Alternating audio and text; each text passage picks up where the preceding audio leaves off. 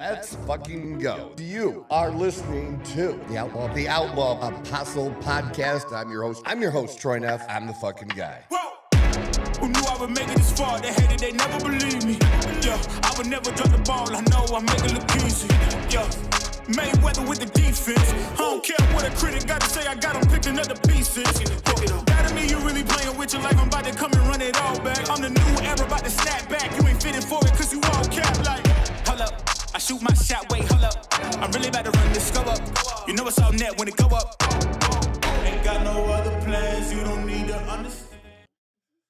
Welcome, it is Wednesday, it is hump day, and this is the Outlaw Apostle Podcast. I'm your host, Troy Neff. I'm the fucking guy. And we got our other fucking guy back, Leo, back from Miami. Hello. How you guys doing today? Doing good. I missed you guys. I'm not gonna lie. All right. Well, I don't know. I wasn't sure, man. You had a great time, man. That is for awesome. sure. But something about sitting in the studio, doing the podcast with you guys is a different kind of feeling. Right. It really is, in my opinion. Appreciate that. But so tell us what was the actual event? This was fashion, because you've done some fashion work. Correct. So thankfully, I had the chance to do New York Fashion Week last year, and this year we were invited out for Miami Swim Week. So there was about... So it's all about swimwear? Pretty much 99.9% of it is swimwear. There's a few things in there that, I don't think they're swimwear, but what the fuck do I know about fashion? I mean, there's some people were wearing dresses up there, and I was like, I don't know if you're wearing that to the pool. But, again, what do I know about fashion? But it was six days, and there was about 4 to 5 events each day. So they would start around 9 in the morning, and then they would usually end around midnight, give or take. A bunch of different events, different walkways, different designers, and all that fun stuff. A few different locations. Does it attract any celebrities? Oh my God, the amount of celebrities I saw. Yeah, I saw Kodak Black in person. All right, drop some names. We had a bunch of different influencers. I'm not big in the influencer scene, so I'm not 100% familiar with them. But we had Jason Derulo, I think I saw, Sexy Red. There's a few other people that, again, I'm not super like huge into that stuff, but I mean, like, Kodak Black quite literally just right next to me, which is kind of crazy to me, because I was like, that Kodak Black? And like, people are they're just there. They're just there because that's what they do during the swim week. So it was really, really interesting, because in New York, it was a lot more of the models, fashion designers and stuff like that. You might see a famous person here and there, but in Miami, they're just walking around. they're anyway, everywhere. Because it's Miami. Exactly. So like, it was a crazy experience, to say the least. That is for sure. That's cool. Humid as fuck though. Holy fuck. They were not joking when you said you're walking around sweating all day long. Yeah, it could be 80 degrees and you're wet. You're wet the entire time. I'm 95, 100 in Arizona. Feels way better. I took one pair of pants there, and because I was like, you know what, maybe you want to throw a pair of pants. Nope. You throw a pair of pants on, that is the worst mistake you could do. Just, if you're ever going to go to Miami, just nothing but shorts. I recommend that for sure. But it was amazing. It's met a lot of great people. We got to interview a lot of great people, got some good connections out on the East Coast. So it was very cool. A very successful trip. On the business end, for sure. So, did you get to any decent restaurants? We didn't get anything that was like crazy, but I mean, everywhere along Miami, you have all types of restaurants. Yes, you do. Super expensive, by the way. That was the one thing I was not ready for. Like, I knew, obviously when you go on vacation and stuff like that, things can get a little pricey. Miami is pricey. Oh my God. I feel like we went out to eat maybe 2-3 times a week or a day. One before a show, one after a show, and then some snacks at the end. My bank account is crying right now. It is crying. It is suffering. Because minimum, you're just for you. You're paying like $30. Exactly. That's what I was gonna say. Each meal. For each meal minimum. And that's just your basic breakfast. And that's no lunch, with no alcohol, no dessert, no nothing extra. Like the very basic necessities. Because the burger's $25. Sometimes in some places there were a lot more than that, and I was like, Jesus Christ. It was it was good food though. I will say, although they were like, a lot of these restaurants kind of look like they're not like fancy or huge or anything like. Very good food, very very good food, but pricey. Awesome. Oh my god. He's like, I wish Troy was with me. Oh my god, I can only imagine. I would have ate like a king. Felt like a peasant over there. I was like, no, I'll take the water. You know, the one thing that did kind of confuse me a lot in Miami is the fact, you know how here in Arizona you ask for water, they're just gonna bring you tap water, right? Like in Miami, there are like sparkling and all these different types of waters. I'm like, I just need water, but like, what do you give me all these options for? Sparkling or still. Yeah, no, yes, they do that at the fine restaurants here. You know, I'm too poor to know all that. Oh, that's good. That's good. And on the couch, ready to go, Mikey G. Good morning, Mikey. There we go. There you go. Good morning, sir. Sorry, I don't have as good of stories to tell. You know, no. I didn't go to Miami. No, but what we can chat about for a second is that fucking playoff game. Playoff game. The finals, the Stanley Cup Finals. I was hoping for an overtime. Honestly, I think it was we all that were. good. Yeah.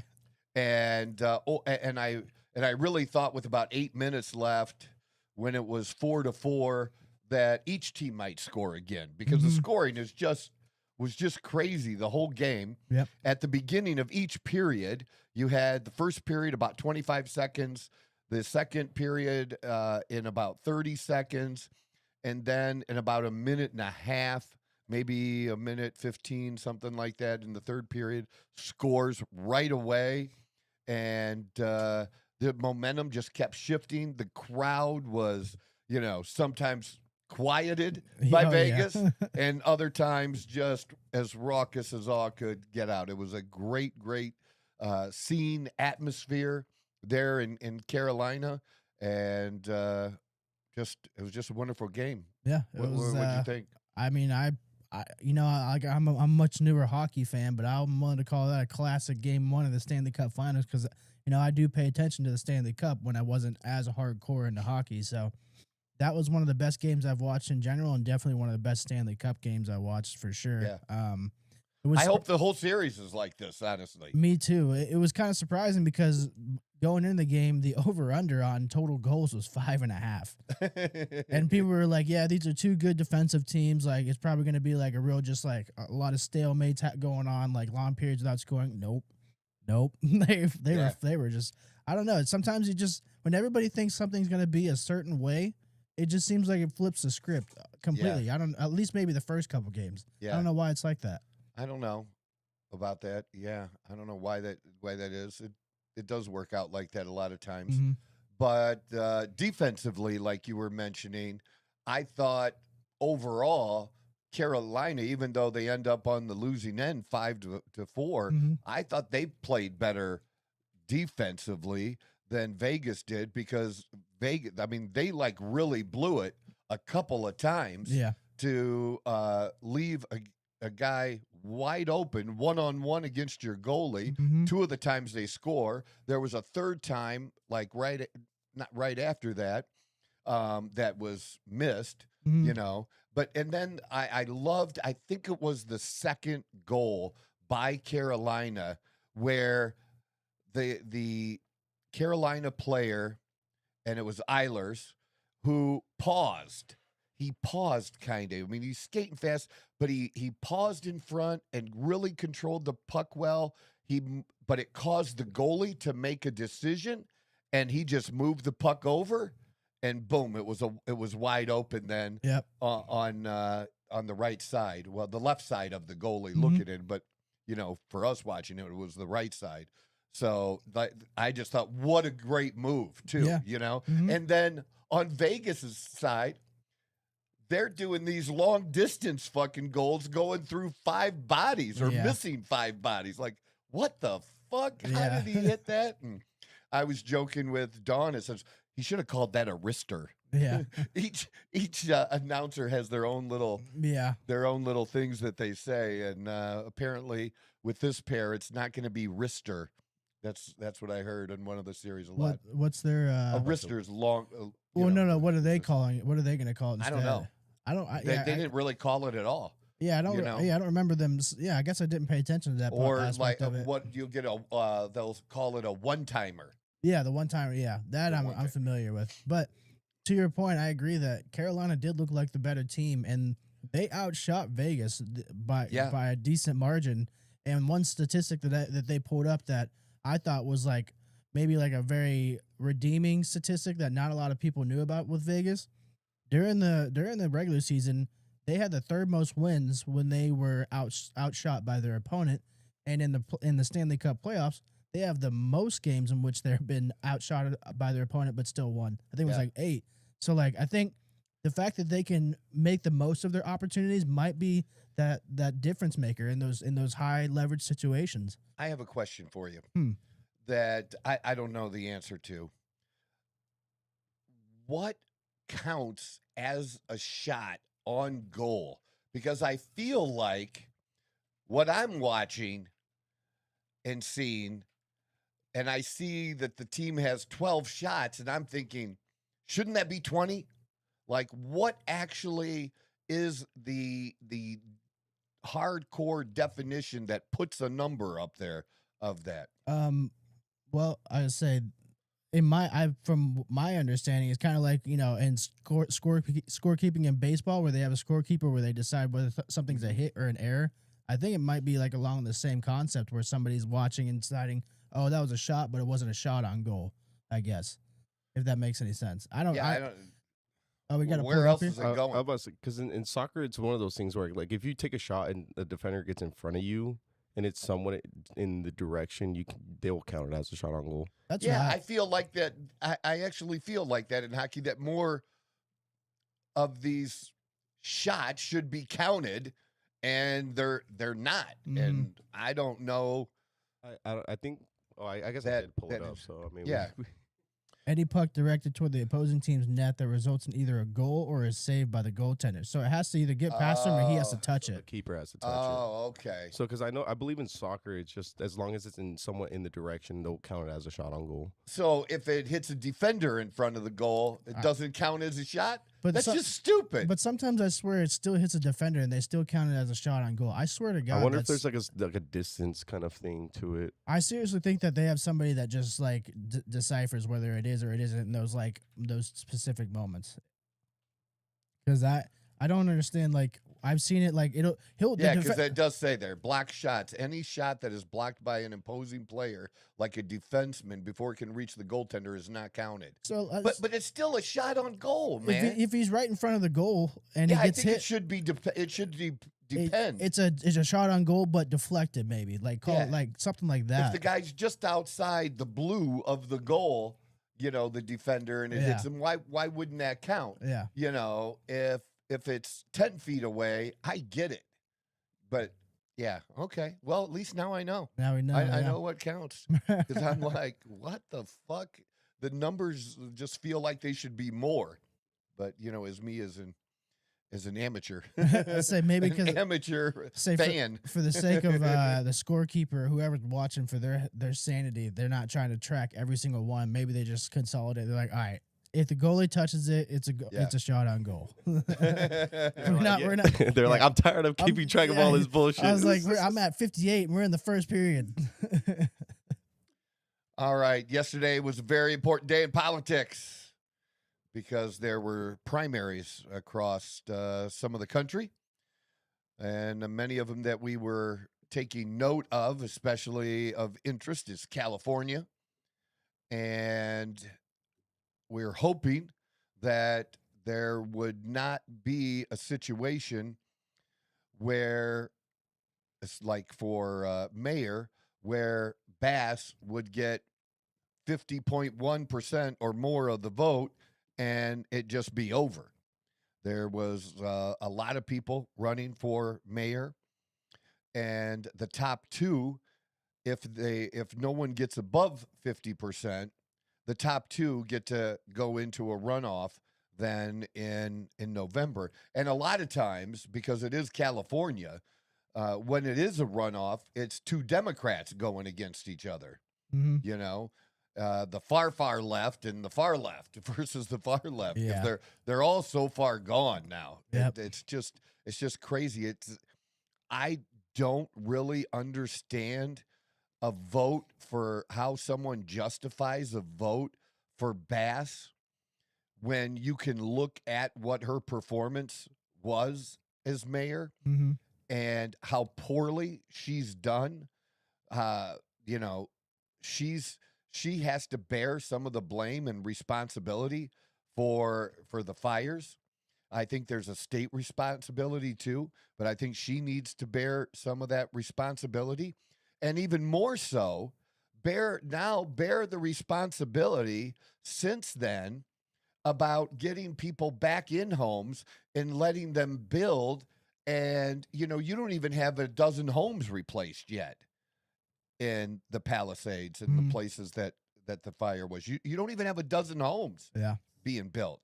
People are still fucking dicking around with being able to do it because of all their stupid fucking permits. Look, motherfucker, they own the property. They had a house on it before. It should be pretty fucking easy that as long as the home is being built to code, you submit your plans, and then you have an inspector that comes at different times and approves. Yeah, it's up to electrical code or whatever, the different codes it has to. That shouldn't be hard to do. That just shouldn't be hard to do. And you should want to do some things that actually speed up that process if you care about the people of LA. Well, what? It doesn't matter because in that area they're rich? It doesn't matter, so fuck them because that's what we think now. Fuck the rich people. Yeah, I feel like that's what it is. Is like it's because it's an area with more money, and then you know how, like we said, how liberals all are. They're always like, "Fuck the rich, eat the rich, take from the rich," whatever it may be. Their slogan is. I feel like that definitely has a role for sure. It's so funny though that like in the governor's race, and I think it's hilarious. It doesn't look like that he's going to make the top two, and Tom Steyer is a billionaire. If there ever was a billionaire clown, it's him. The dude is just a fucking clown, and he spent a shit ton of money trying to run for president, and he's spent a couple $100 million trying to run for governor of California, and he's failing once again. Well, I guess money can't buy you anything you want, I suppose. It just, I'd love to talk to these people. You never heard this story. I interviewed Bill Gates's father. Oh, wow. On my radio show. Bill Gates's father, I believe he had written a book, and he was a successful attorney. So, he made quite a lot of money. I mean, Bill was not a poor kid growing up. You know what I'm saying? But his dad was an attorney. And part of his thing was paying more in taxes. Yeah. These rich people, and this is years ago, and this was a thing. Even then, that, we need to get the rich to pay more. And I just, that was one of my more controversial or more confronting interviews, because I knew there wasn't going to be a situation where it was going to be multiple interviews with this guy, or we'd have him again in the future. So I didn't mind if I really kind of pissed him off a little bit. Yeah. And I just asked him, why don't you write a check? Yeah. Well, no, it's totally legal. I mean, you're an attorney, you know that. I'm a financial advisor. So I understand with those. You don't have to take the legal deductions that you're entitled to. You don't have to take them. Mm-hmm. Do you know that you can donate to charity and not deduct it?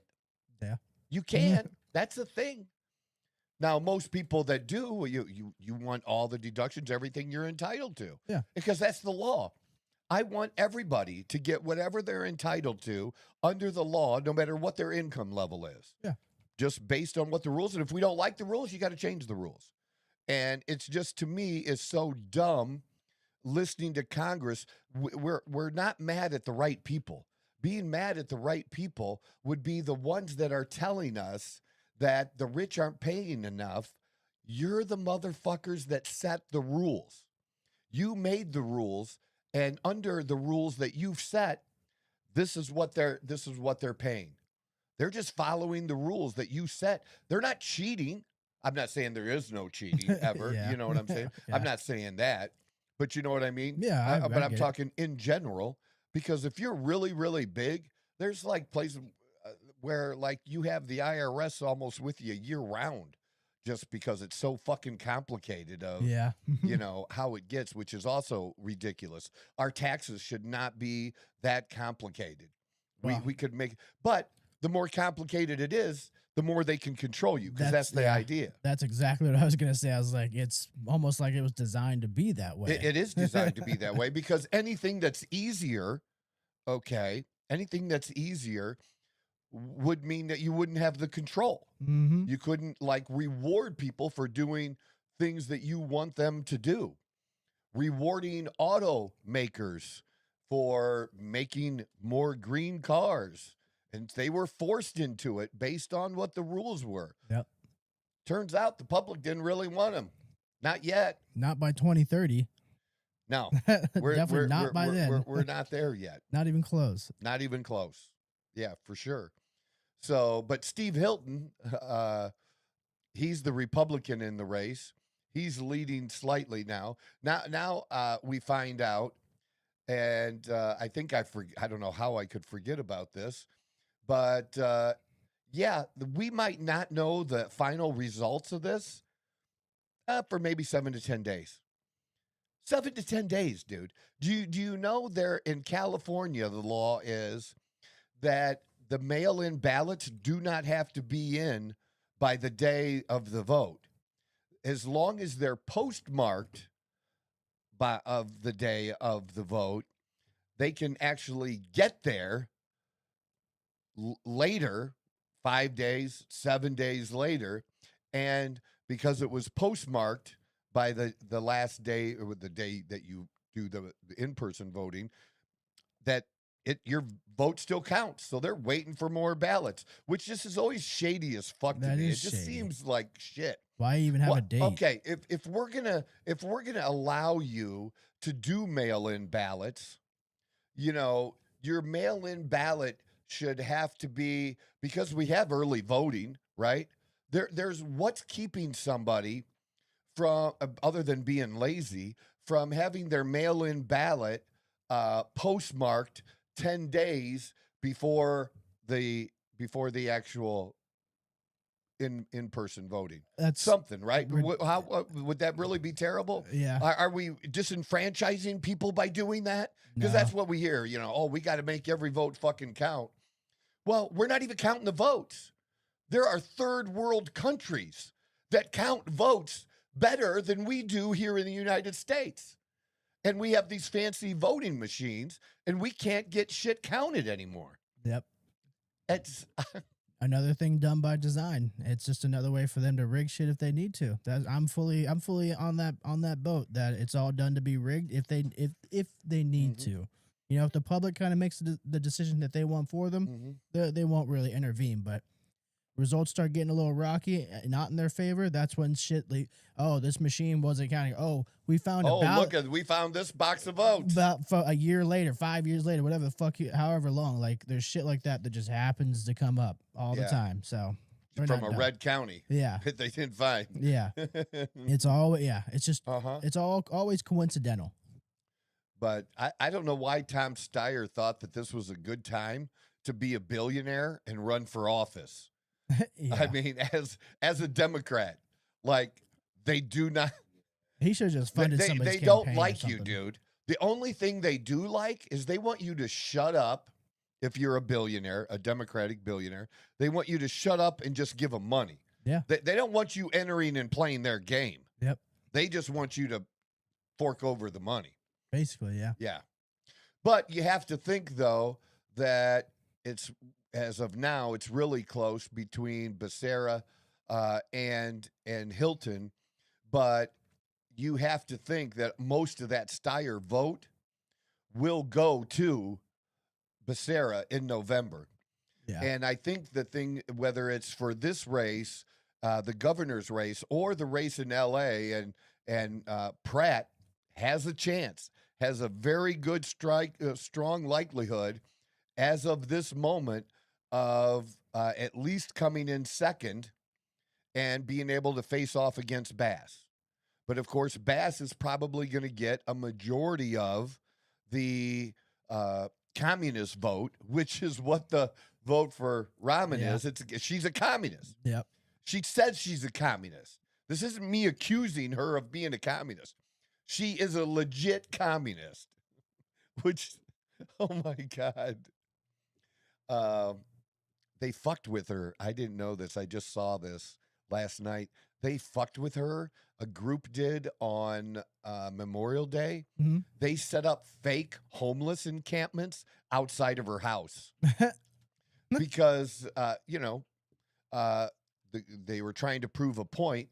There was actually a vote, and she voted against an ordinance for the city of keeping these camps like 500 feet or whatever away from schools. Yeah. And if you look where these tents and these encampments are, okay, there's needles literally all over the place, all on the ground. Yeah, I mean, And they don't have caps on them, So if a kid happened to pick up that just and accidentally would, stick themselves, Mhm. You got to take them to the hospital. They got to get tested. You don't know what they could have. Well, yeah, that could change everything for him, change their whole life. Yeah. Yeah. So, yeah, she thought it was an intrusion to her family that she objected that this group crossed the line. Well, look, you don't care about families because you voted against keeping these encampments away from schools. If you cared about kids and families, you would have voted differently. So don't tell me you voted for, yeah. I mean, you know what? This is the difference. It is not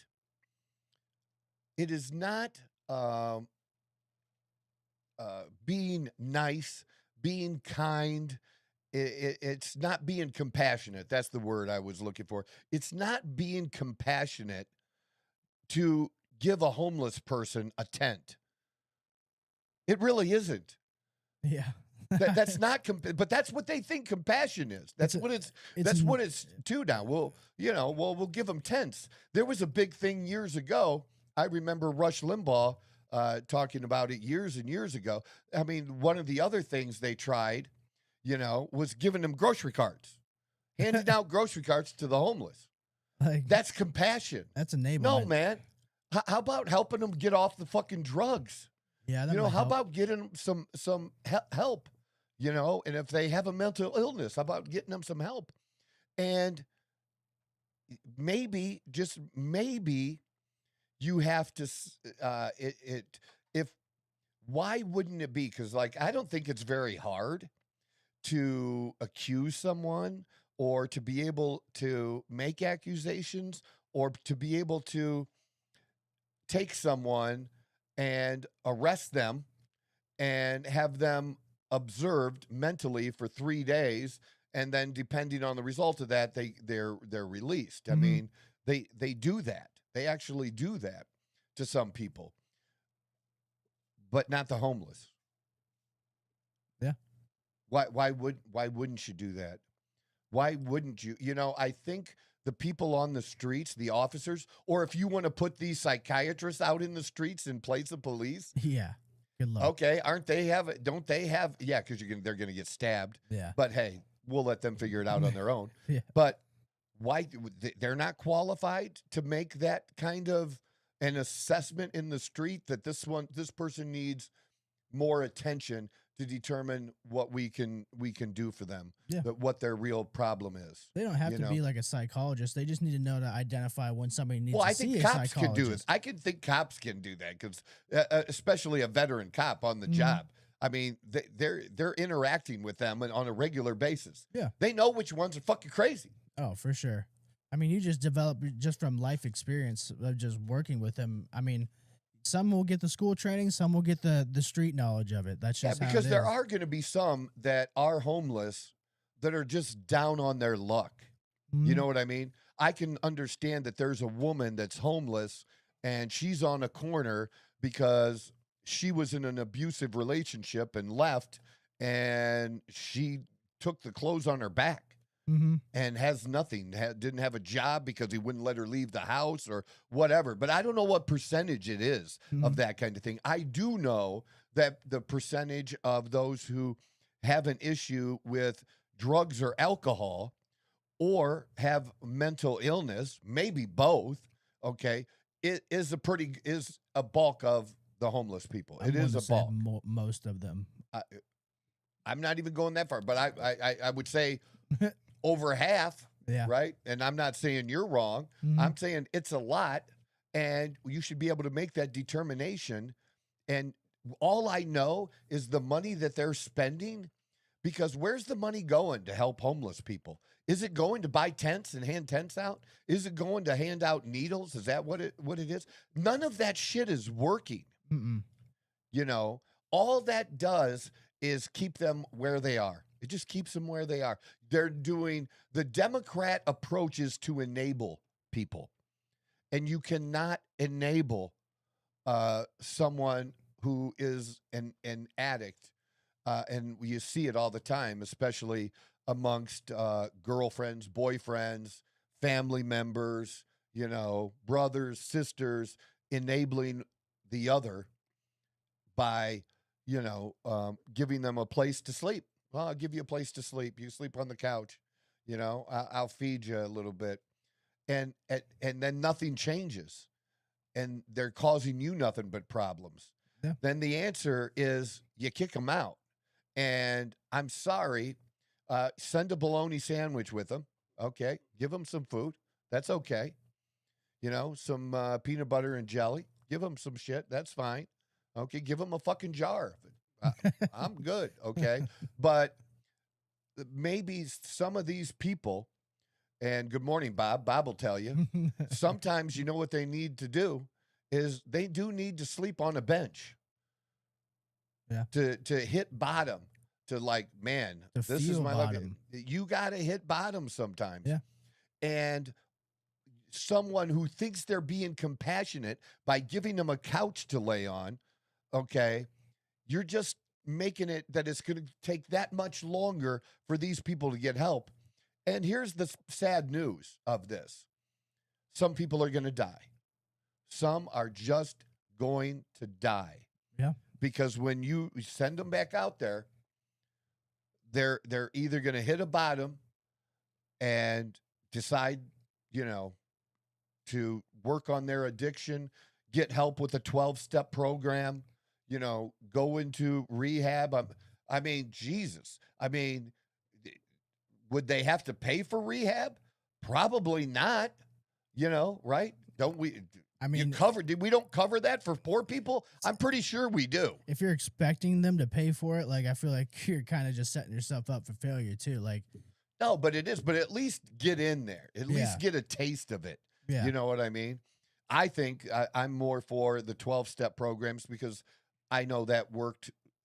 It worked for me, and I know the others that it's worked for. Mm. And, you know, a big believer in Alcoholics Anonymous that, you know, that there isn't a better program than Alcoholics Anonymous. Yeah. You know, and hasn't since it first started. Well, it is the most successful. I think kind of just at its most basic definition, and I'm pretty sure everybody really understands this, but I think it all comes down to when it comes to Democrats and doing this, it's if they were to fix this problem, it's one less political tool that they could run on or use against somebody else for whatever reason. So I feel like you said, the optics of giving tents and shopping carts, it makes it look like they're helping, but they're Am not. I not a good person? Look at me do this. But it's making it worse, and then it's just prolonging the problem and then something they can continue to run on. The next candidate that they want to win, they can run on it, like whatever it may be. So unfortunately, I think these are they're just casualties of a political war, essentially. Yeah. That's how I see it. Looks like we do have a comment from Bob. Of Says- course. That's why I said it. That's why I said good morning to him. Well, he had one earlier today. I'll just read it real quick. All right. He said, I ran a race 200K, 124 miles from Miami to Naples, and that fucking humidity was more like a swim. But his second comment, more related to this, easy to say they need quote unquote help. You can't give help to someone not willing to accept. You know, I'm speaking from experience. Yes. I didn't want help. I had it all figured out, so I thought. Yeah, I mean, that's a very good point. 100%. You can lead a horse to water, but you can't make him drink. No, but you know what? It can happen. And he knows this too. You'd end up in jail. Mm-hmm. You know, maybe you'll figure it out in jail then. What can't happen is allowing them to continue to break the law. That doesn't happen. That can't happen because it hasn't worked. Yeah. It hasn't worked. And but that's what is supposedly compassion. But looking at, again, that's another huge issue, is how much worse homelessness has become under the Karen Bassett administration in LA. It's become way worse. They want it. Yeah, it's become way worse. And then the fires. How the fuck is somebody voting for this woman? How the fuck do you justify a vote for her? I feel like it's just the ones that have been voting blue their whole life, and they vote blue regardless of who's up there. If they're a Democrat, that's who's getting their vote. You know, I don't think Pratt, at least the way he's come across and the way he's presented himself, okay, he hasn't come across as necessarily MAGA or hardcore conservative. He's just more, you know, Republican, or aligns more, a little more with Republican values. But that's not his focus. And I do like that in a local race, okay? Because what matters in the local race is safety of the citizens, you know, the roads, that you get your basic services delivered to you. Yeah. That's what matters at the local level. And it should just be about getting that job done, instead of like these little city councils, or even big city councils, want to make resolutions standing up to Trump and shit. That's not your fucking job, really, okay? Your job, take care of the city. Sir, folks, you have enough problems in your city, in your border there, that maybe you just want to focus on that shit. And it doesn't matter what party it is. You just want the job done. And if you're a Republican in a city, and they actually have a Democrat that does those things, you don't mind. You're not going to be mad. Yeah. We're not built that way. We're like, you know what? Yeah, he's a Democrat, but, you know, he's doing the job. Yeah. What we expect. Roads are getting done. Yeah, I mean, you know, the issues are being taken care of. I agree 100%. I feel like that is something that's I feel like that's happened a lot more lately, like over like the last few years compared to maybe a while ago. You would have a little bit better idea than I would, but it just seems like the local politicians getting involved in making statements, it wasn't always a thing. It didn't seem like it was, at least. And now it's all about, because of social media, and who knows, maybe they have aspirations of running for president one day, and they think, oh, well, you can look back at what I said about so-and-so. I've been about this since day one, blah, blah, blah.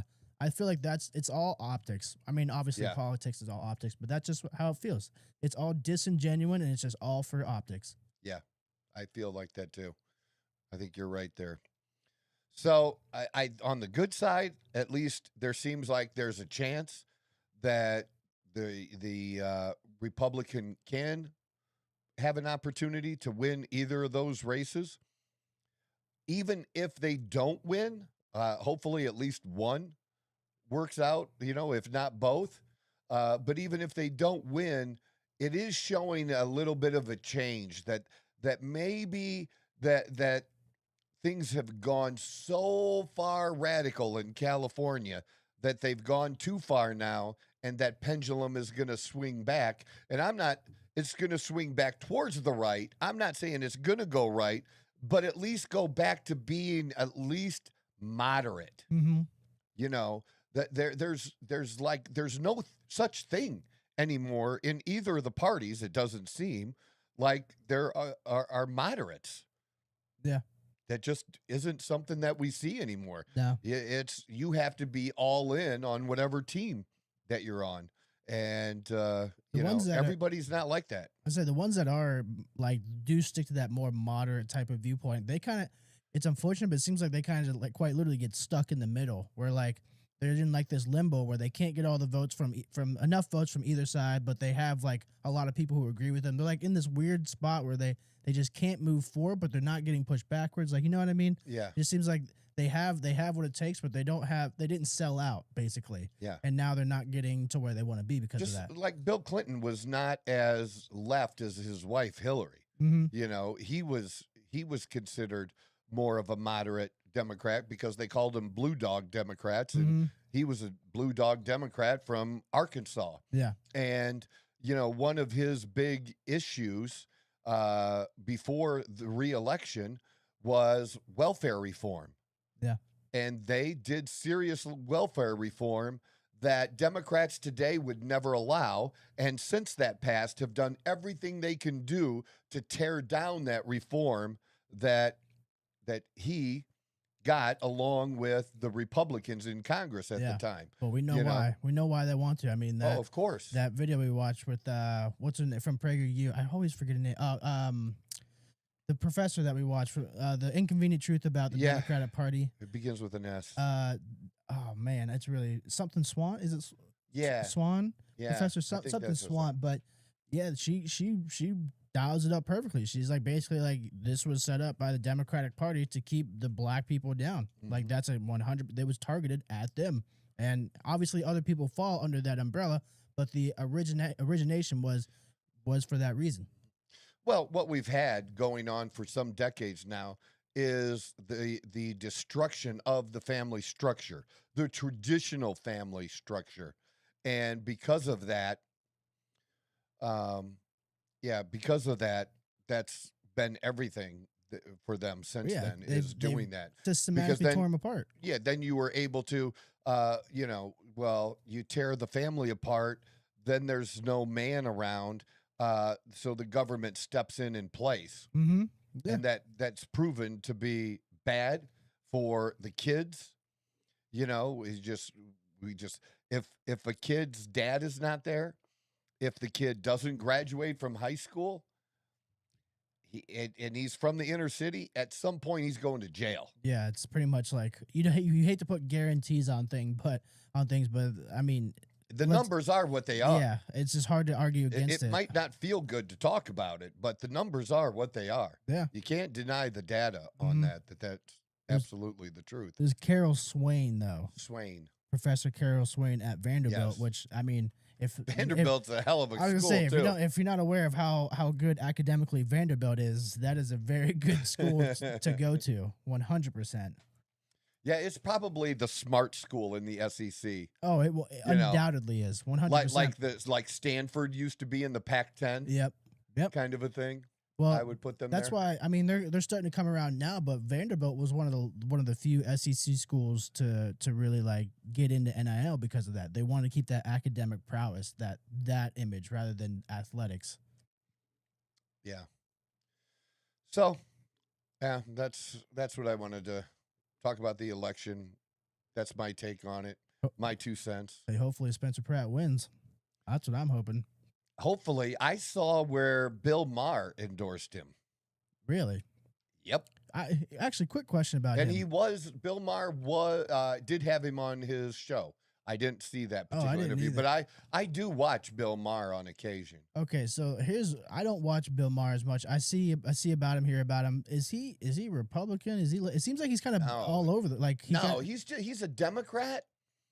Yeah, and like a true Democrat, but he's not buying into the bullshit. Okay. Like I'll give you an example.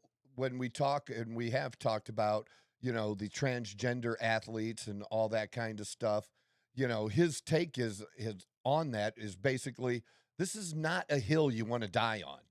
It's not. It shouldn't be. And they still want to die on this hill. The Democrats are still bound and determined to die on this hill. Well, there's only 10 athletes in the country or 15 athletes. No, but you want to change the whole culture because of that. Mm-hmm. You want to change whole definitions because of that. On one of the things that you posted, I don't know if it was on Instagram, if it was one of the reels, somebody asked me, well, or it might have been TikTok, what my definition was of a man and a woman. My definition is the same definition that it's been for decades and hundreds of years, going back to the beginning of man. A man is able to produce sperm. It's able to produce a sperm. A female is able to produce an egg. Now, obviously, or has the inner workings that are able to do that. Mhm. Now, some people's might have a medical issue where those don't work, Mhm. but they still have those parts. Just their parts aren't working, but they have those parts to Biologically, be able to do yes, that. they were intended to do so. And gender is not a separate thing. That's just a construct people made up based on how you feel. No, you can have whatever feelings you want, and I'm not saying your feelings aren't real, but it doesn't change what your gender is, and what you are is either a man or a woman. It's that simple. Yeah. And that was the medical definition, the biological definition Irreversible definition. for forever. Yeah. And now you want to change it and make us buy into it. We're not doing it. And there's pushback now, in that there's pushback where, we had to accept. I was not for gay marriage, but since it passed, I've accepted it. You know what I mean? Mhm. I don't necessarily want to see it undone or anything like that. I had a different solution for it, and I've shared that solution, that I think all couples, no matter what the couple is that if you go into the courthouse or wherever to do the legal documents, that if you sign and you get a marriage certificate, you are legally married right then.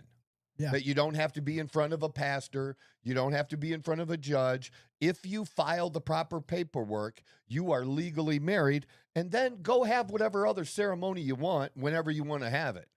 Mhm. Okay. But it's all for legal purposes and IRS purposes. It's for purposes of when somebody goes into the hospital, that you can legally get, information on their health and what's going on, that kind of thing, Mhm.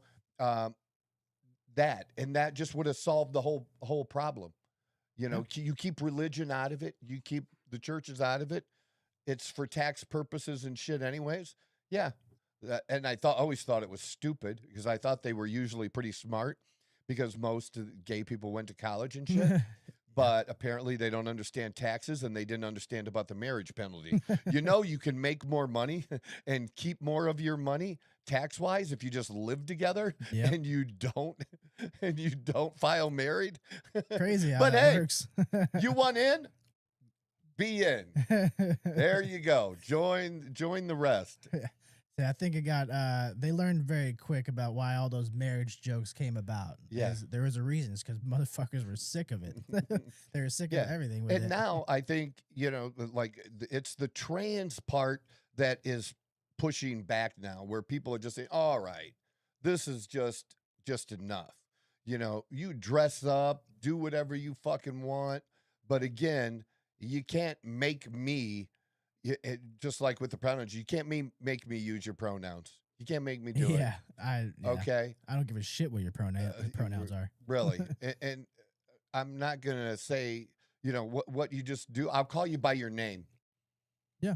And if you want me to call you, Shirley, I'll call you Shirley. I don't give a fuck. I'll call you by your name.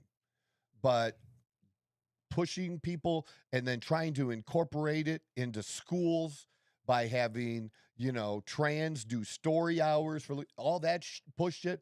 People have had enough of that shit, and there's pushback. So you're going to see that started to happen in some poll numbers now, where, people are like, okay, this is not working for us. We're not that far. We're not that far in anymore.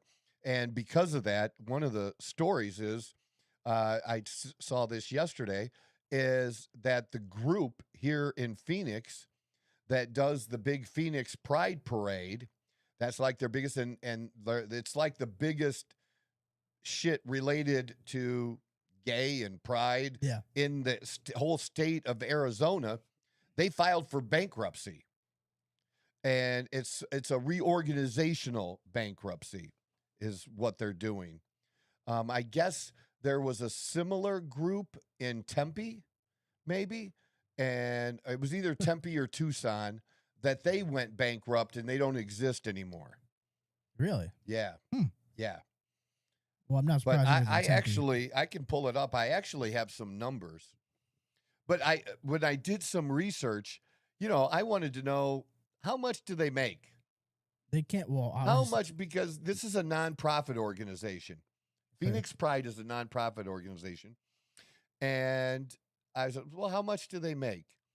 Actually, it's not like big numbers, but the executive director of Phoenix Pride, the head person, well, they only have 4 people. I don't know who's answering the phone because they all have big name titles. Nobody has the title of assistant. No phones, or, you emails know, only. You know it's on the emails. Yeah. Nobody's fucking on the phone there. Hell no. Yeah. So there's only 4 people, and they're all a director of something. And the executive director is the highest paid. And I think with health benefits and stuff, I think that was $112,000 a year, $120,000, something like that. And then the total was around $340 or $350. So the other 4 people are splitting that other $240,000, $250,000. Which, shit. if it was even, it would be low 80s if it was done evenly. Yeah, evenly. You know, like that. But just 4 people. You think this is, and they get quoted in news articles. You know, Phoenix Pride, like there's this big thing, Respectable, yeah. this like, big organization, and and they're not. Yeah. It's not a big. The only big, they do one big thing. They do this parade, and that's their main thing. And I was trying to get, what else do they really, really do? well, they As got- an organization, what do they do to work with the community as far as to gain acceptance or, you know, whatever that, what do they actually do? And they do give away a little bit of money for scholarships and stuff. But last year they only gave away like 73,000 and they took in 2.4 million. So where's the other money going? You know, they're spending it on where that's not a big part of what they do, but it used to be a little bit bigger than that.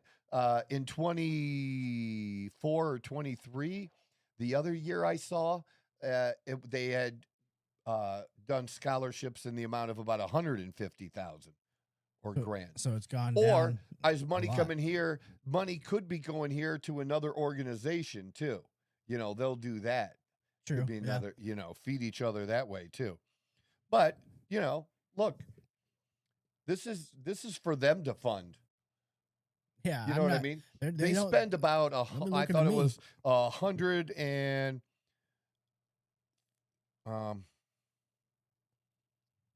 130, 150,000 on fundraising.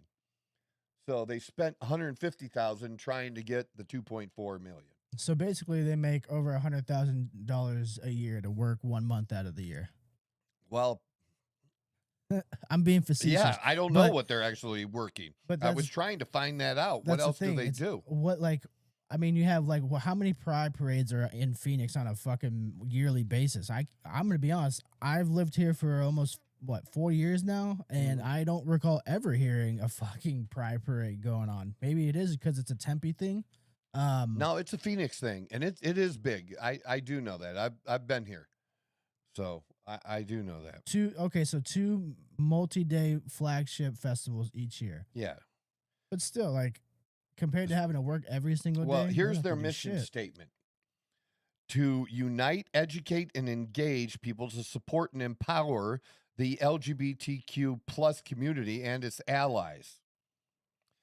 I don't like who are allies. I don't know who that means. Any- I'd have to ask that. Anybody that's supportive Goals of them. include promoting unity, visibility. Trust me, we see you in your blue hair. Yep. Say if if there's one thing that they're good at, it's making themselves Visible. visible. Yeah, That's- you're visible. They've never had that issue. Promoting self-esteem and community support. Activities include organizing the annual Phoenix Pride Festival and Parade. It's among the largest events in Arizona. Operating year-round, so they're working year-round. Oh, I bet. Operating year-round in community engagement and educational programs. Now, I don't know what that means, but I'm guessing that's the part where you're sending trans people to have story hour at the libraries and schools, right? I low-key want this job. It's like so easy. Do you know that the head person right now is a guy?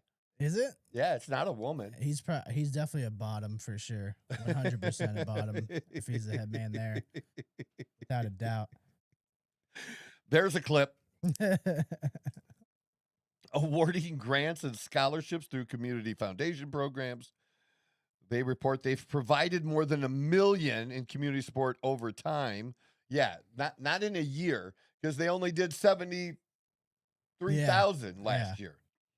Can we supporting visibility, inclusion, networking through festivals and events and partnerships? And then how many people are on the payroll? 4 as of 2024. So they have the executive director and other administrative personnel. The board is volunteers, though. So the board members are not paid. The payroll costs $370,000, and that includes benefits. Well, we have our we have our own personal internet sleuth here. Great job, Leo. This was just great. This was great detective work. But I am going to ask you to bring that back up, please. Because you remember how I said just by hearing, I didn't know his name, never saw the guy. You just said that the guy is the head of it. All right, and I said the person that's the and I said he's most likely a bottom. All right. Well, here's the damning evidence. Here is he is definitely an ally, 100%.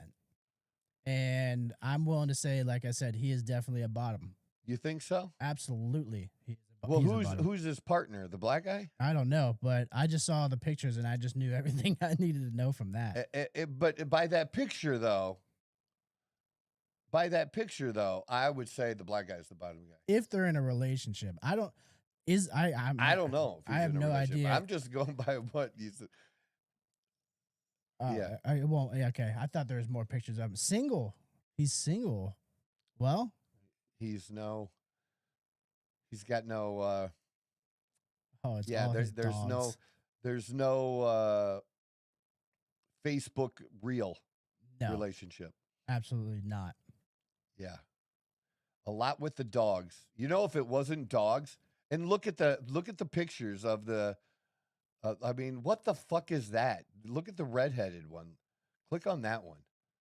Jesus fucking Christ. 2024, was that like the festival queen? I'm assuming. Good Lord. Is that the other director? Something like that. But so my suspicions were correct, though. That's all I wanted to point out. Very easy to point out. Based on Phoenix Pride's most recent publicly available IRS Form 990, the only employees whose compensation is specifically disclosed is Michael Fornelli's. And $107,000 salary, $12,654 in benefits, so $119,654 total. So I was right about the numbers there. They get paid too much. It doesn't break down the other staff members. Just the 251 split amongst them. But here, see, like here, the positions here, this was kind of funny. Fornelli's the executive director. Then it doesn't say who the director of development is, but that's one of the 4 people. Director of programs and director of community engagement. And then there's an operations manager. So maybe somebody has 2 jobs. Yeah. Where they're the director of community engagement and the festival operation manager. That's it. 4 people. Yeah, this, again. I'm telling you, man, we are missing the fucking boat. Yeah. By not setting up a nonprofit or an NGO or something and figuring out how we can take money from somebody. Yeah, that seems to be pretty much the basis of all these. Legally. Yeah, legally. Well, I mean, if they want to give it, legally they can give it. Sure. Well, it sucks because I will say there are some out there that are good, but it's like for every fucking 50 nonprofits, there's only one of them that are actually legitimate. That's the problem. They're fucking buried down in an ocean of just fraudulent 76,000. This is in 24. 76,000 in grants in 24, and 150,000 in 23. Where's all, like you said, where's all the gay rich people? Why aren't they? They got to bail them out. Well, apparently, there's another group that they're disputing like $400,000 bill for something. And, this other organization says you owe it to us. And they're saying we don't owe that. So the amount is in dispute. Oh, God. And that's one of the reasons that they're in a deficit, because you're not selling anything. Yeah. You got to be able to continue to raise money. Mm-hmm.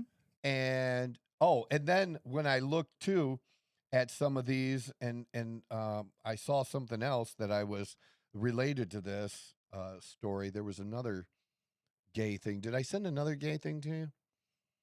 Yeah.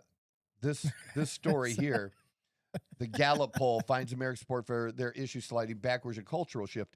Well, when you get into the article, guess whose fault it is? Whose? Guess. The It's Trump's fault. Oh, Trump's fault. I was gonna say Trump's fault is it's Trump who's stopping people from giving money. He's stopping gay people or allies of gay people from giving money to these organizations. what a It's terrible harder man. It's harder for them now. They said it's harder. How?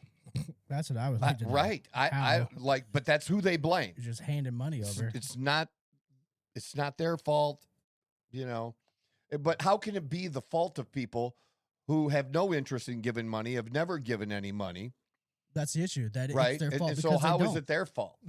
That's how they say it. It's their fault because they should have interest and they should be giving money. That's how they view it. That's how. And the money they're taking in is going backwards. Yeah. And where It's is it going backwards. to? Is a real question because I tell you what, you want to hear? I see this. He's just got this up. Different stories on here. Arizona launches it's just these stupid ads and stuff under here. But seeing the driver's license, yeah. reminds. This is totally off topic.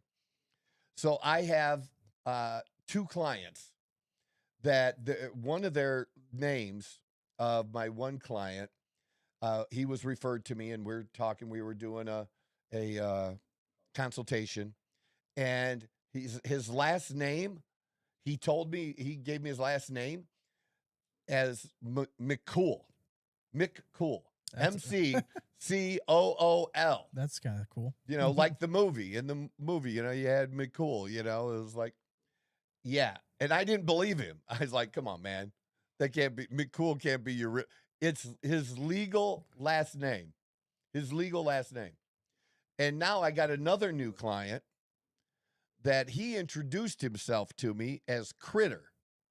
If somebody introduces themselves as Critter, you think that's been their nickname for a long, long time, right? Yeah. Their nickname. Like my childhood friend, I don't know how he got the nickname, but his nickname was Choppers. And we'd call him Chops or Choppers. They even put it on his real name was Raymond, Ray.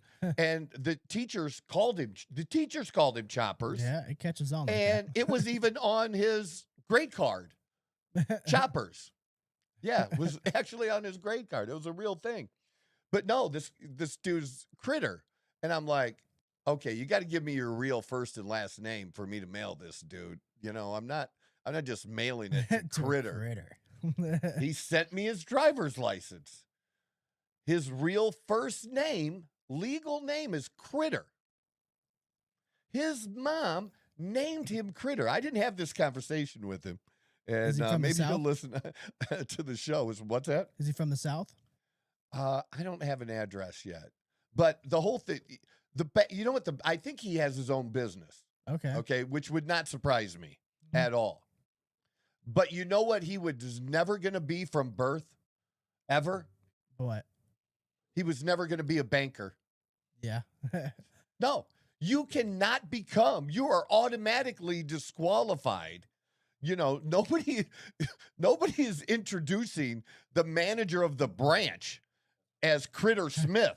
You know what I mean? That's not going to happen. Maybe in Louisiana. I mean, there's not just, you'd probably, I don't know if his middle name was Alan, maybe. He'd probably have to use his middle name, for certain jobs. But there's just a mindset with that's just your Critter. To me, Critter, he's the guy that wrenches on your cars. Yeah. Right? That's what I said. out of his own garage. That's what I said. That's what Critter does. Louisiana or Arkansas. That's like Well, in Louisiana, Critter is getting one of those crawdads. Yeah, like crawdads and shit. He's a crawdad fisherman or something. And the gators. And the gators. Yeah. With the Cajun. Yes, Critter wrestles gators.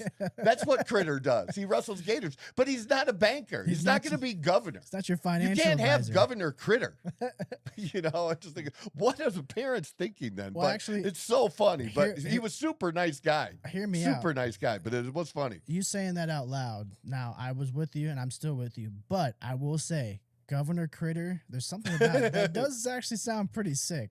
In Arkansas, yeah, I say in the right like if it makes or sense. West Virginia, yeah, if it's executed properly, I think that's a sick name, Governor Critter, because you can go by that the rest of your life. At that point. My God! But I'm with you. Yeah, maybe he could do elected office. I might be wrong about that one. You might be right.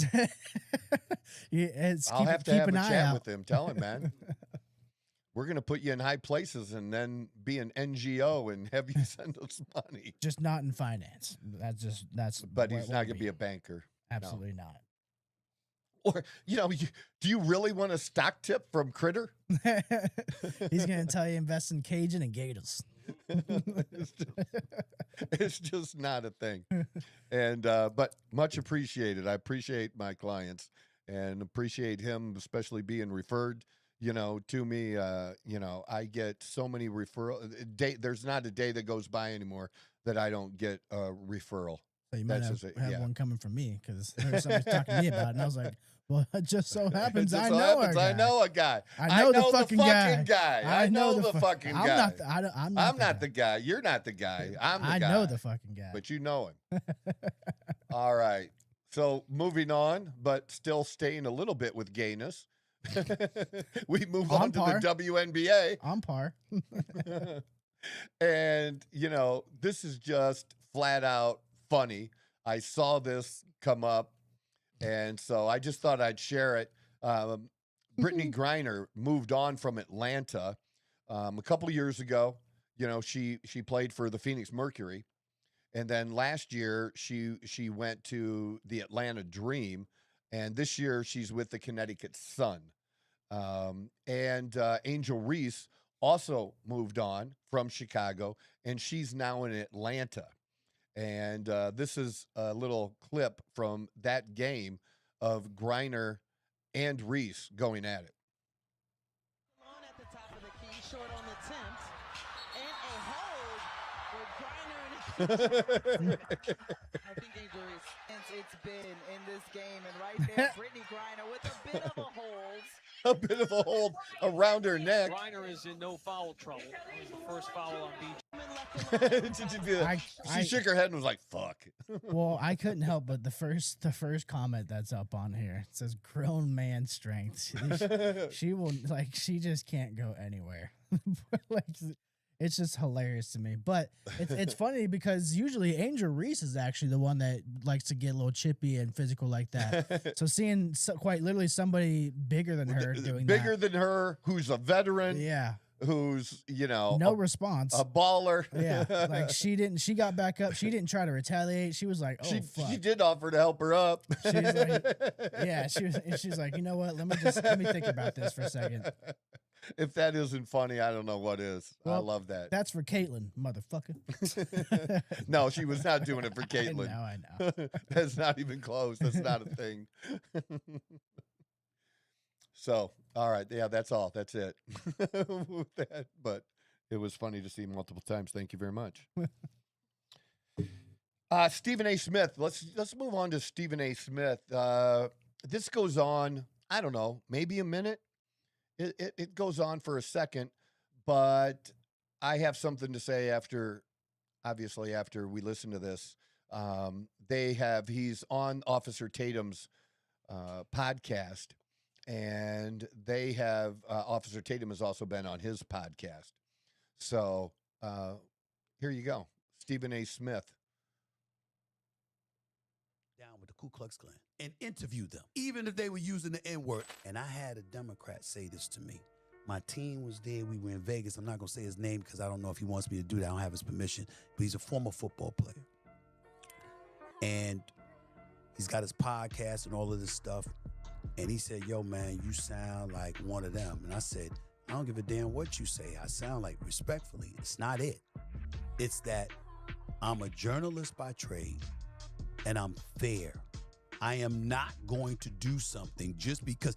I said, you understand that I'm somebody that can sit down with the Ku Klux Klan and interview them.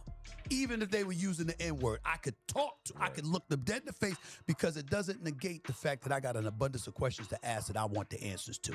And that's what I came for. So you could try all you want to with distractionary insults and all of that stuff, but I'm coming for the answers to the questions that I have. Right. So that's my objective. And I said that to him.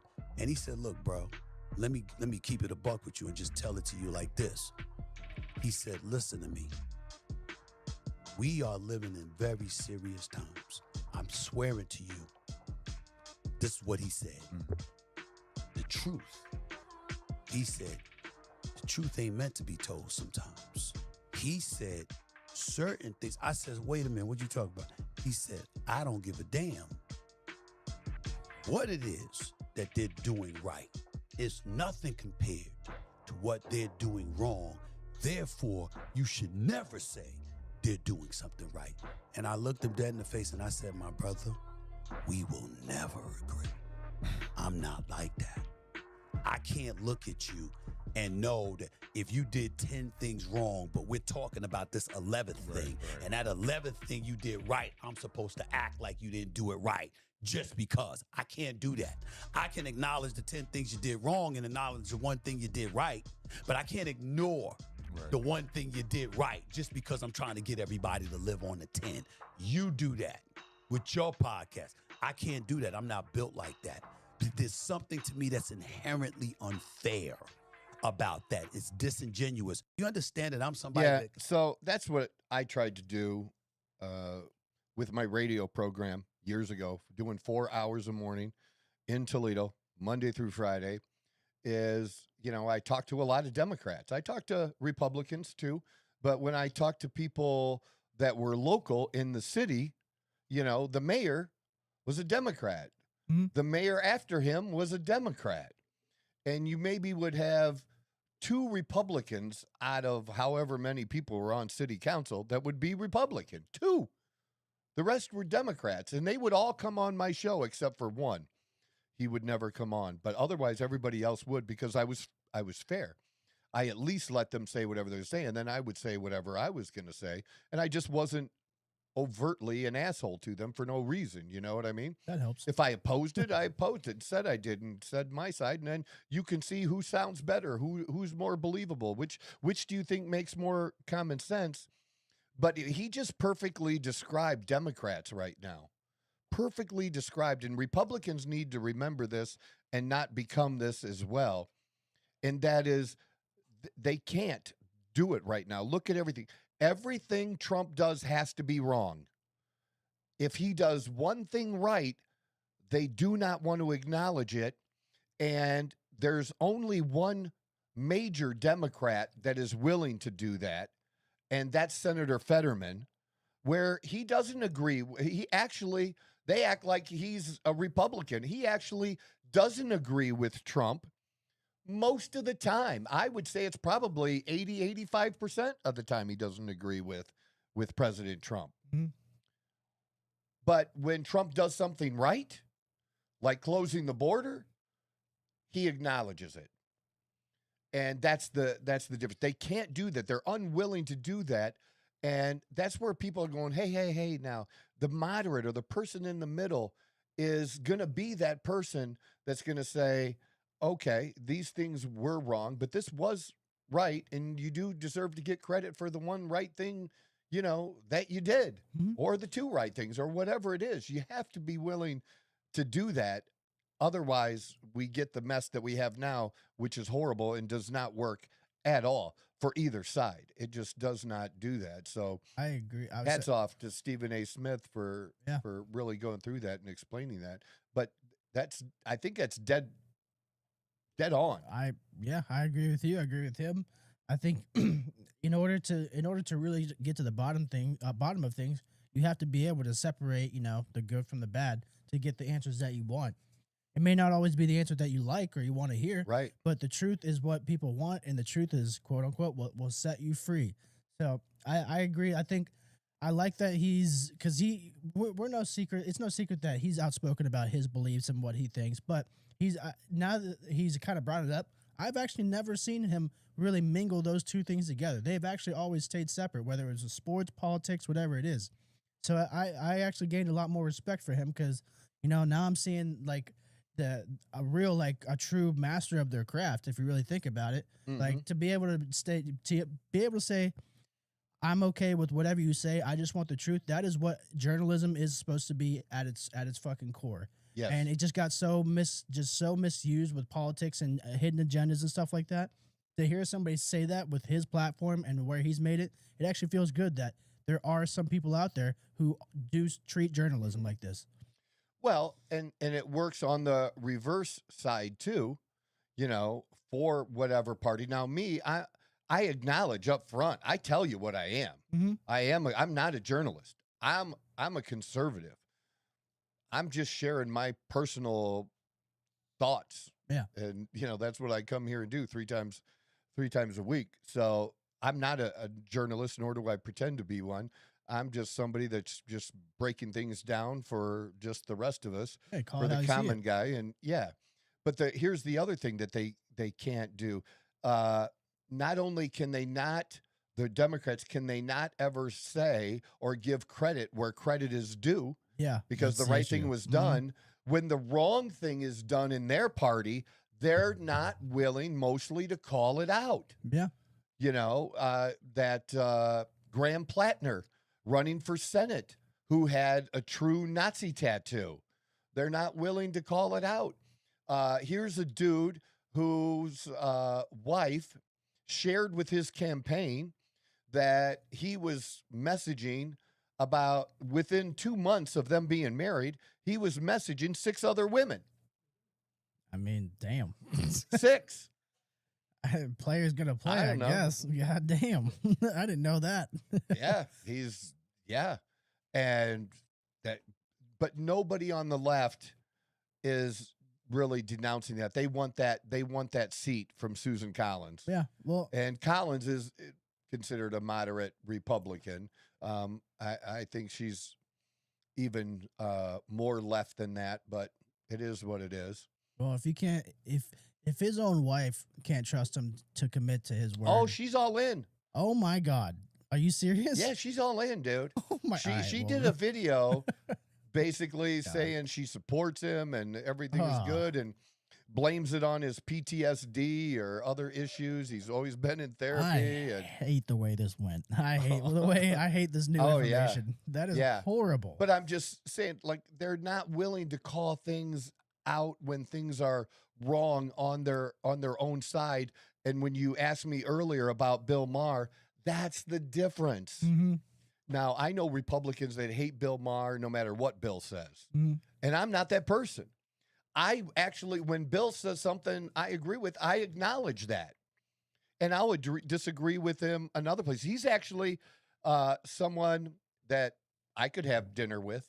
Yeah, I could have dinner with him. Well, you can have just a regular conversation with him, even if your views differ. That's why I asked, because, like I said, I don't keep up with him as much as other people, but there's been a lot of times where in my mind, like, I thought he was Democrat, but he was saying some things that weren't very like left views, and I'm like, okay, is he? He's like, just not extreme. Yeah, he's just not extreme. He's just not extreme. And that's where we're at. Is somebody that's not extreme? I'm like, wow, I didn't know that. It's so common for me to think that they're just so extreme on each side that I'm shocked when somebody isn't, especially when they have that voice. Well, how about this?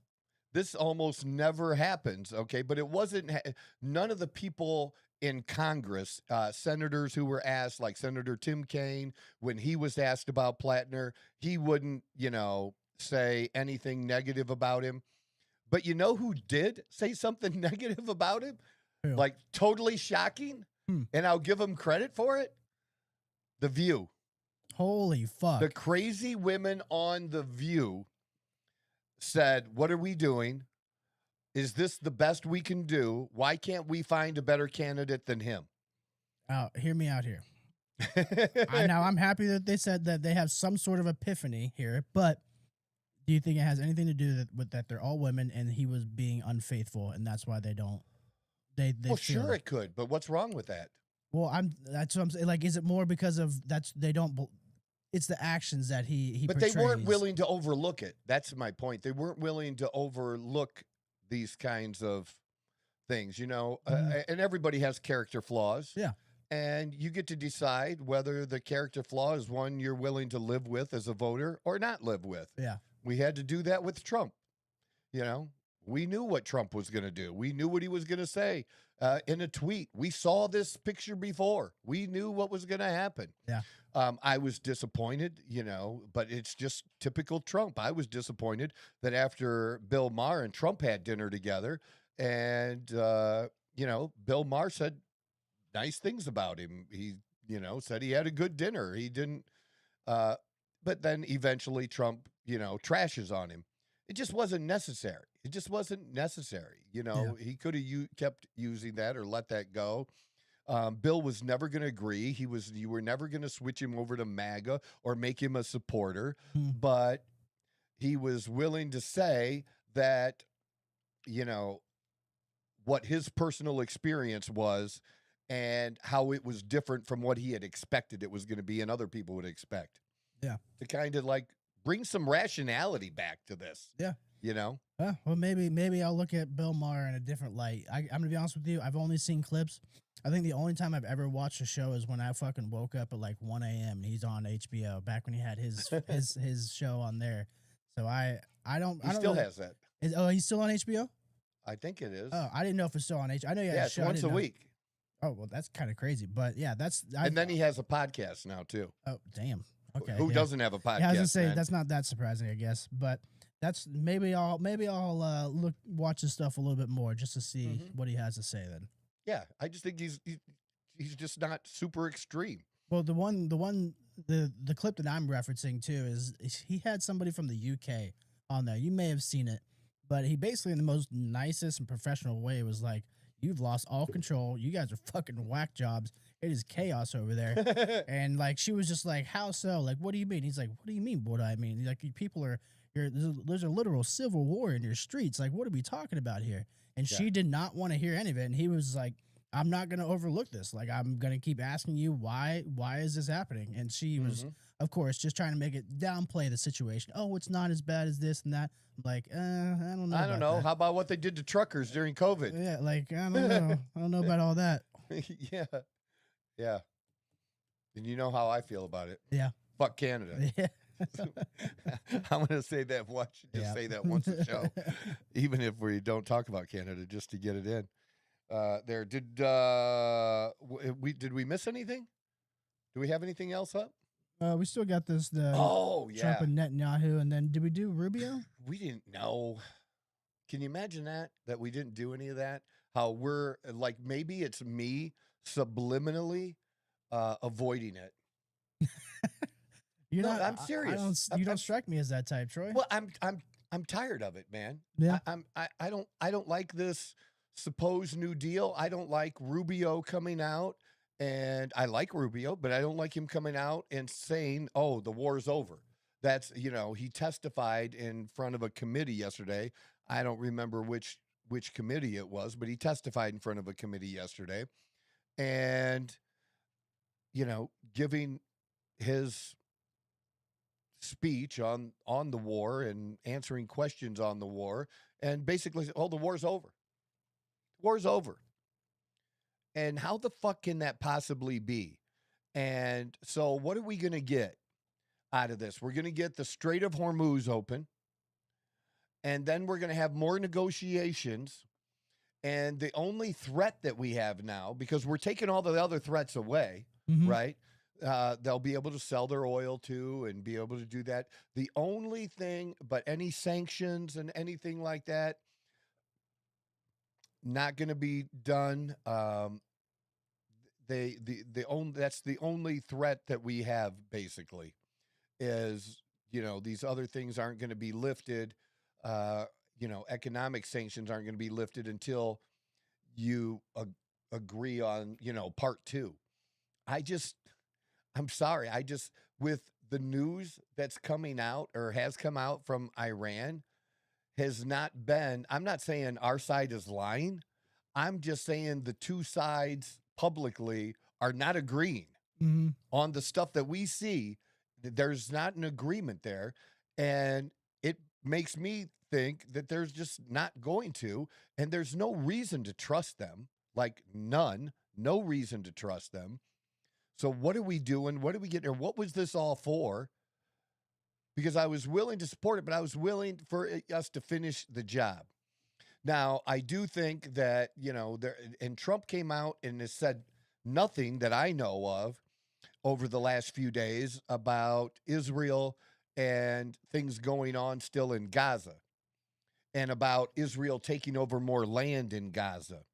Like they controlled 50% of the land. Now they control 60% of it, and they want to go to 70, which is, again, going to move people out, kick people out of their homes and stuff. And again, war is war. Do whatever you want. That's your war, but we shouldn't be supporting it with our tax dollars. Okay, we shouldn't be supporting Israel with that at all. Now, if they still want to buy shit from us, weapons, I'm okay with selling them the weapons. But I don't want to give them the money to then use that money to buy weapons from us. Fuck that shit. Yeah. Okay. But I'm okay. They do whatever they want because I just believe that we aren't as much different today as people think that we are from 1,000 fucking years ago when it comes to nations, countries, power. It's about armies and violence and taking shit. It always has been and still is. Just because we have all these technological advances, just because we don't, there's a little bit of a middle class left, that everybody's not a fucking peasant, okay, and you get to have some kind of life, that still doesn't mean we're like so advanced over, other generations of people. That's not it. That's not how war works. That's not how any of it works. But I was kind of waiting for Trump to say, dude, relax, man. Put him in his place. And over Lebanon, he did. Over Gaza, nothing has been said. And if you go back and listen to Bill Clinton, I can tell you, and I think Bill Clinton has even said this more recently when asked, that he gave an answer when it came to Israel and Palestinians, that they were basically given what they wanted, to have a Palestinian state, and they refused the deal. So the things that they were asking for, they were going to get. And it was, then they wanted to move the goalpost or whatever and say, no, we don't want. But that's because the difference in fighting a country like in the Hamas or Hezbollah or these organizations is it's religious for them. It's spiritual for them. It's not when it was Russia. It's not with China. That's not a thing. That's not what drives them. What truly drives them is because the radicals are in control, right? When you have these organizations, when Hamas controls Gaza, they're in control. These are radical organizations. The most radical Islamists, all people that believe in Islam do not believe as they believe, but there's enough of them that believe it, and they're the ones in control, and they believe at some point, and they're willing to wait. They're willing to wait. They will lie. They will do anything for the cause, but they want to take over the world. We used to think Russia wanted to take over the world.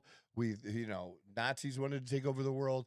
Communists wanted to take over the world, and they were willing to wait. The difference, though, there's one element that's just so big different between all of these other players that have been in the game, is it's the religious part of it that's so different, that just drives them. Yeah. And the only way to defeat them is to defeat them. You cannot negotiate with them. You cannot. That's my agree. my thought on it. I agree 100%. We've seen the same song and dance for 75 years now. What's the definition of insanity? Doing the same thing over and over and over, expecting a different result. So Yeah. I agree. Yeah. So I'm with everybody else. I mean, we have no choice on this other than to just wait and see whatever happens. That's it. But at this point, am I happy or am I satisfied with what it looks like the results are going to be? No, I'm not.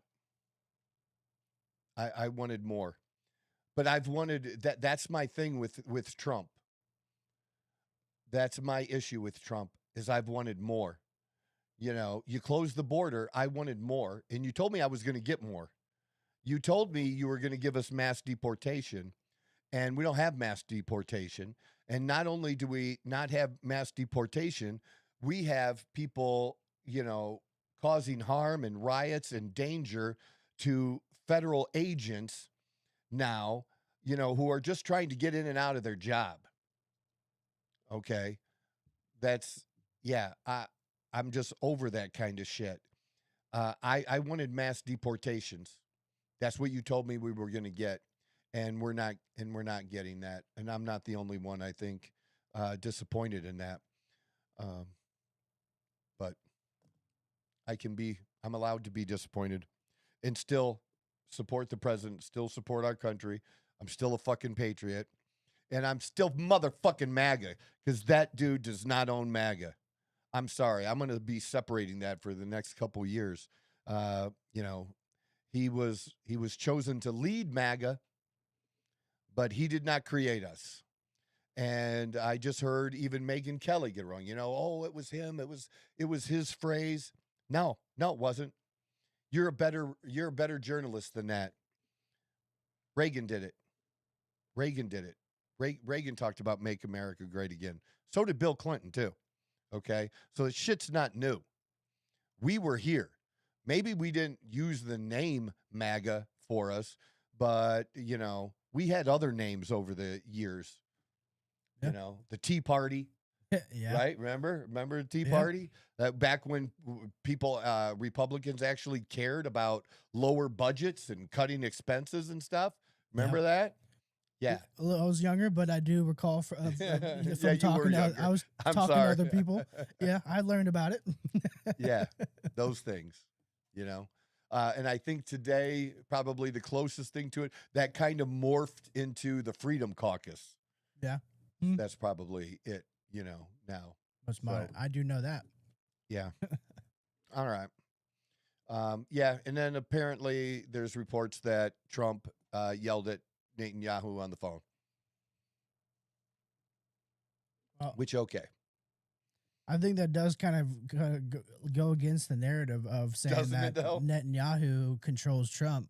Like goes completely against that narrative because, I mean, why else would Trump act that way if he was being controlled by somebody, I mean, common sense would tell you that. Yeah. I've never believed that. Yeah. I do believe, because Trump so strongly believes in loyalty that people forget that loyalty goes both ways. He not only wants people to be loyal to him, but if you're a part of that, he will treat you that way too. He'll be loyal to you. And you have the Adelsons, who gave, I don't know, a couple $100 million to the election. And I think they did the first time around, donated a bunch of money too. And, even though I think they're dual citizens, the Adelsons, they're all about Israel first. And I think, not Bibi, but his donors, you are beholding to to some extent, to who you take money from. Yeah. And he took their money. Yeah. And they backed him. And so he's showing a little loyalty to, address some of those issues that are concerned to them. And that's where I think that comes from. comes from a place of loyalty and returning that loyalty rather than it coming from a place where somebody else is controlling you. Mhm. Because, you always hear Trump talking about who has the cards, who has the leverage. Israel doesn't have the leverage. You get your shit from us. You get money from us. Yeah. And you get your weapons from us. Okay? So you're not the one with the cards. That shit can be cut the fuck off. And there's a lot of people that want to do that. And the only reason it hasn't been done is Trump has stood in the way of that happening. There's no other way to look at it. He stood in the way of that happening. But you fuck with him, he will change. We've seen He will it. change. We've seen it. We know that. I don't know why people can't figure this out, man. We've seen enough of the show that we know how this movie and character works. Pretty much. I think so, for sure. So I talked about it a little bit. I'm just so frustrated, and I'm frustrated with the information that we have and the information that we don't have. That I'm irritated as fuck about it. Yeah, a lot of people are. And Just over then, it. and then what doesn't help the irritation is it's beyond our control. Totally beyond our control Yeah, at this that's. point. I mean, We yeah, can't control it. that's understandable. I mean, especially when you feel like you have control based on your vote, but then you go, a year and a half, 2 years down the road, 4 years, Yeah. however long, you start to think, oh, maybe I don't have as much control as I fucking thought I did. Yeah. All right. That's what we have for today. That's a Wednesday. And pretty good one, I think. We did some solid shit in there. And appreciate everybody who tunes in and hits that subscribe button. I do know we got one new subscriber yesterday because one of the trainers at the gym asked me about the podcast, and he looked it up and hit the subscribe button. So I know we got one more. Well, we've surpassed 450. We're at 453. Ooh. We're getting one a week. But hey, they all count, and we're going to get there. We're going to get there. We're going to keep fighting. And this is the Outlaw Apostle Podcast. I'm your host, Troy Neff. I'm the fucking guy. Whoa! Who knew I would make it this far? They hated, they never believed me. Yeah, I would never drop the ball. I know I make it look easy. Yeah, Mayweather with the defense. I don't care what a critic got to say. I got them picking up the pieces. That to me, you really playing with your life. I'm about to come and run it all back. I'm the new era, about to snap back. You ain't fitting.